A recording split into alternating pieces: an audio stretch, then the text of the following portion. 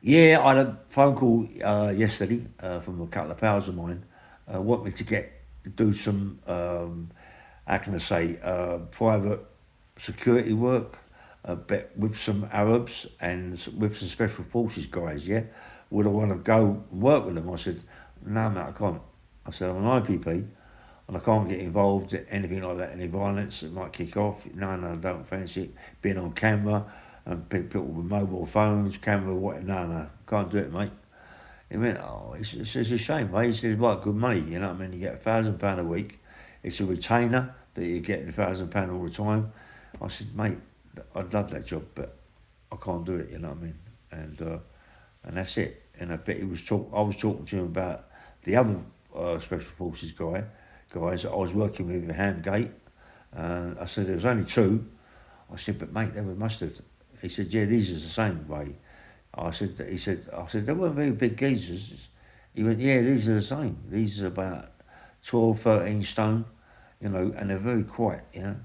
And I said, yeah, yeah. And I used to go for runs every day with them around Richmond Park. Well, I'd get there early in the morning, go for a run, go from Ham Gate all the way to Hampton Gate. When we got to Hampton Gate, we'd do loads of burpees, loads of leg thrusts, alternate leg thrusts, all them sort of things, star jumps, and they were so fit.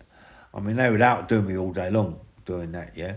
But when it comes to the actual strength side of things like press ups, one arm press ups, long arm finger press ups, and they couldn't beat me, mate. I was well over the top of them. I could do 300 press ups like easy in one go, yeah, and maybe do 51 arm press ups with my left hand and my right hand. I was so fit, man, and so strong, yeah. And but they were just physically fit. You know, you couldn't beat them like that. But when we used to go back to I go back to Amgate, and they get a shower. They go in the big house, yeah, and do what they got to do, have showers and all that. Me, I'd have to go in our place and have a shower and get changed. They used to go in the big house, not with King Fahd. King Fahd wasn't there at that time, but the Queen was, the Shako, she was there. She was the top one, yeah. She was the Queen. And she used to wear yasmak and all that, yeah. But when they went out with her, mate, there was always one in the car with her. They'd have maybe two or three cars, go out shopping, uh, go to Harrods, Selfridges, you know, all big stores, and they'd buy half the stores out, you know what I mean, come back. Do you know what was funny? When we picked them up from the airport, yeah, in the jumbo jets, they had their own private jumbo jets, yeah. When we picked them up from the airport, we picked them up with one jumbo jet, yeah. And when we took them back with two jumbo jets or three jumbo jets, full, full with clothes and full with stuff, yeah. But I wasn't around then. I'd got the sack. My mate told me that that's how it was. I went back. I was so gutted, mate. I was so gutted to get the sack from there. You know what I mean? But when you see these special forces and they used to come into our place and they sit down with us. Never say too much, mate. Always kept quiet. Have their little bit of food, and but they'd always be carrying something on them. They used to carry Wolfer PKs, always loaded. You know, yeah, man. These guys don't muck about. And when King Fahd come in, I was there when he come in one time. He come in all these side riders, police side riders, 4 or 5 Range Rovers, and all this, that, and the other. These special forces, mate, they were there, gunned up, not guns pointing, but guns down by their sides, yeah. And there was like waiting for anything, and you had all the old Bill was gunned up with his AK-47s and bits and pieces. They was all there waiting for it. You know what I mean? Yeah, it was special bits of work. How I got a job there, I don't know because me being at Lucky's wine bar and working there, suited and booted, you know, ties and everything, you know, and the guy was in there and said to me, "Do you want a job?"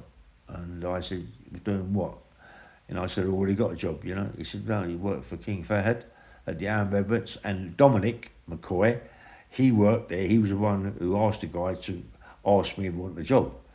but they never vetted me as such. They didn't vet me as what what I was in prison for armed robberies and GBHs, attempted murders, and all them. I don't think I'd have got a job anyway. You know what I mean?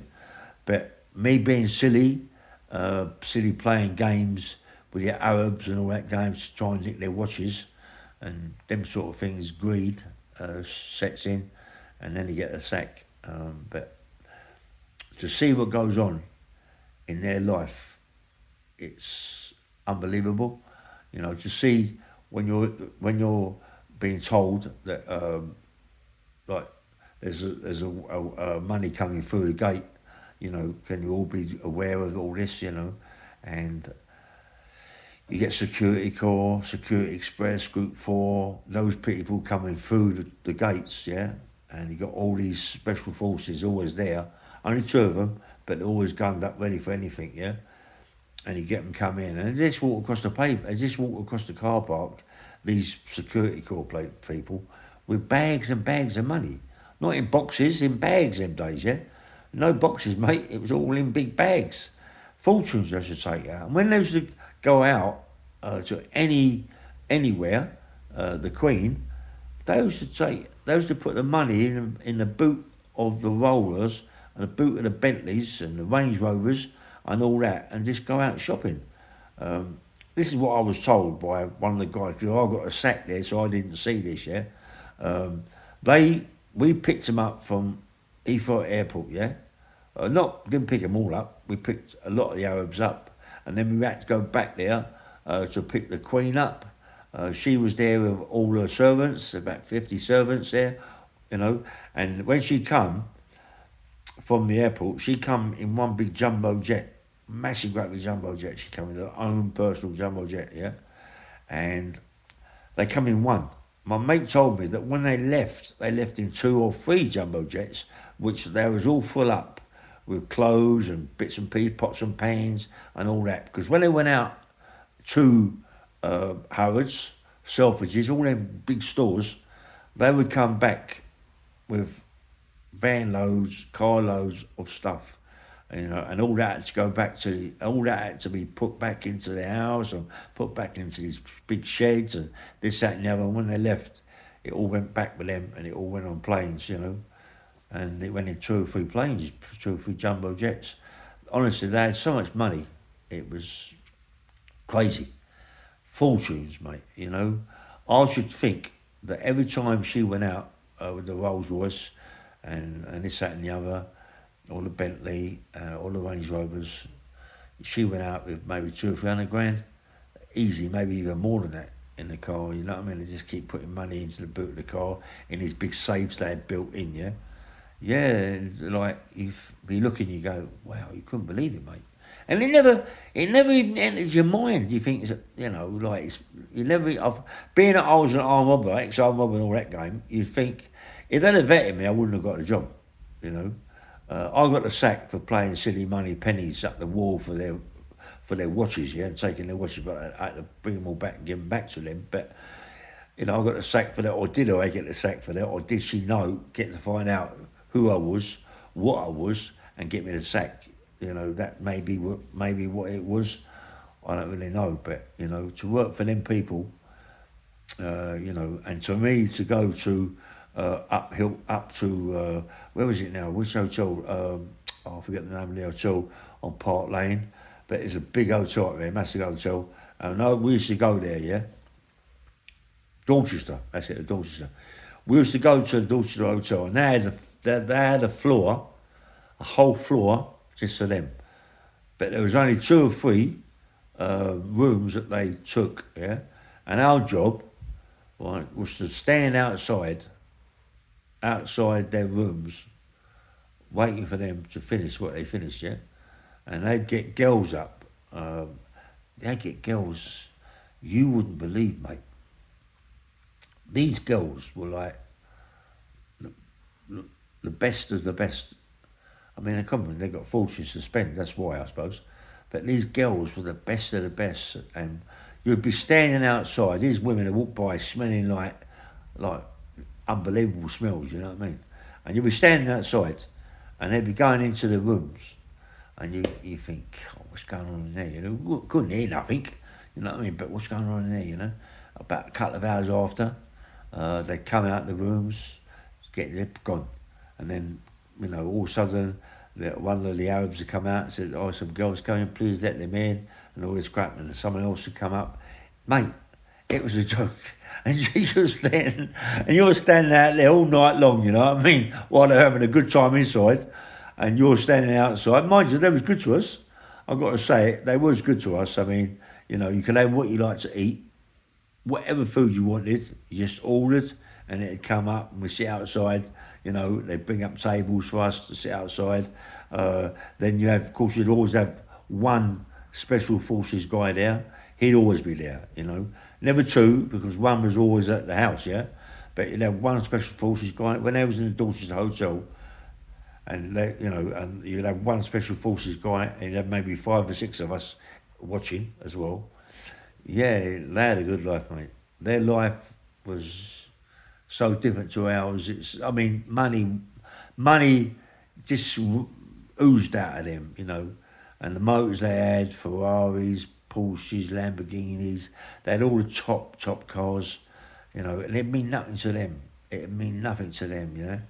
And you know, it's like to think that they lived in a where all sand was and had nothing, and when one day he picked up and there's oil, and everyone become multi billionaires.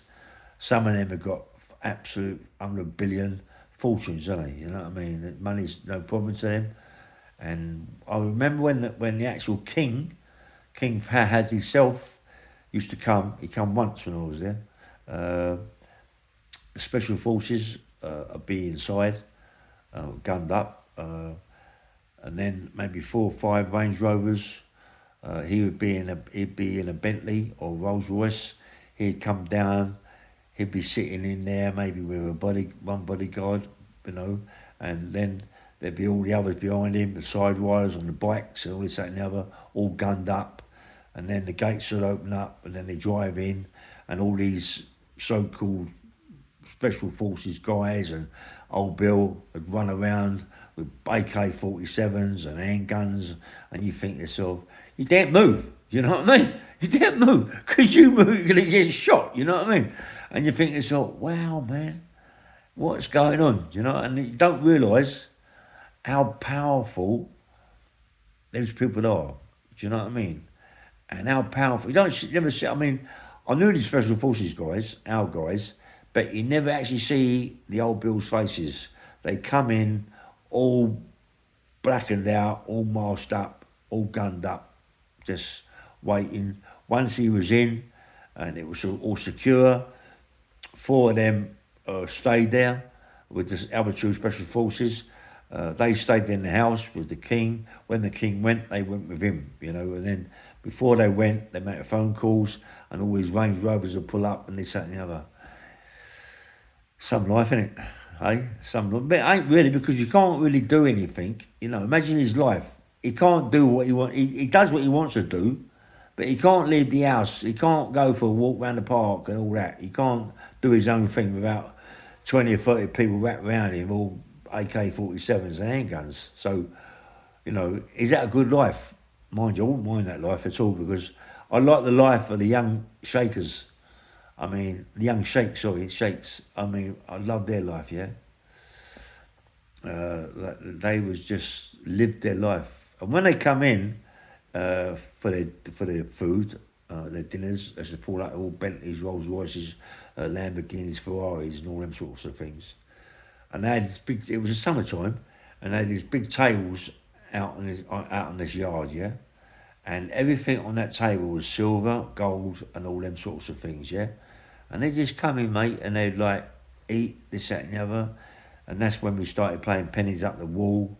And one come over, said what you're doing, and then we got another one come over. Then it's supposed to gamble, and we got, and they just ruined it, mate. We just ruined it. Took their watches. I got a sack, and they get the watches back. Lucky, really, I never got nicked. You know what I mean? Because the way she was going on at us, this housemaid, she was in charge, and the way she was going on, we was very lucky. I think it's only my mate Dominic McCoy that we never really got nicked for it, you know. And Dominic just said, you weren't a good thing there, Ray. You know, that was a retainer for the rest of your life. £800 a week as a retainer. That was then, yeah. So to get £1,000 retainer now just goes to show you how much money you was earning then. You know what I mean? As a retainer, that's a lot of money, £800 a week in them days, yeah. And I was gutted, you know. I was so gutted to lose that job, you know, because I thought my life was it then, because that's the rest of your life. You get that money, your money going up all the time, and then you'd be travelling with them all around the world, you know. And to think, them two special forces guys got watches, cars, everything from all these young shakers and sheikhs, you know. And when they got a good idea that when one of the sheikhs or shakers are born, right, in their country, they go to the nearest village, yeah, but not just an ordinary run-down village, but a proper one, you know, and all the kids that have been born around about the same age as them, they adopt them to grow up with the shaker or the sheikh, prince or princess, yeah, and they grow up with them, and you never know which one's what. When they come in, there might be 20 shakers, you know, 20 sheikhs, if, you know, 40 people told, and you never know which one of them is the shaker, the queen, the prince or the princess. You don't know, you know. And you obviously later on, maybe 4 or 5 days after, you get to find out which one's what, yeah, which one's what, you know. And that's, you know, you wouldn't believe it otherwise. You wouldn't know otherwise. Would you think which one's what? You know, it was very clever the way they've done it, you know. So they always got a friend with them, always. You know, they never lose that friendship. You know, rather than just come out born as one and then just make friends you never trust. They always had the same people with them all the time. The same people everyone got the same thing as whatever, yeah. What a way to live, man. That's a fantastic life. You know, to go down the village, picking up kids that had nothing and bring them into the family and make them grow up the exact same. Anyway, bang, bang, well, I know I'm keeping on. Sorry about that. Nice one.